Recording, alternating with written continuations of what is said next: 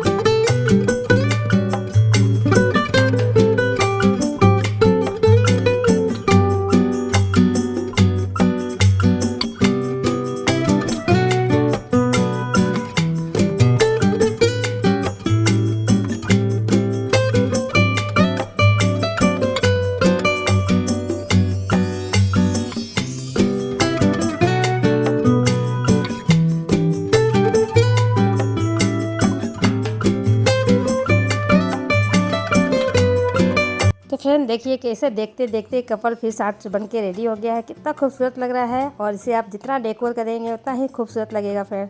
तो आज का ये DIY आपको कैसा लगा कमेंट में ज़रूर बताइएगा। कोई भी डाउट हो तो पूछ सकते हैं। फिर मिलते हैं अगले DIY के साथ अगले वीडियो में। Bye bye, take care.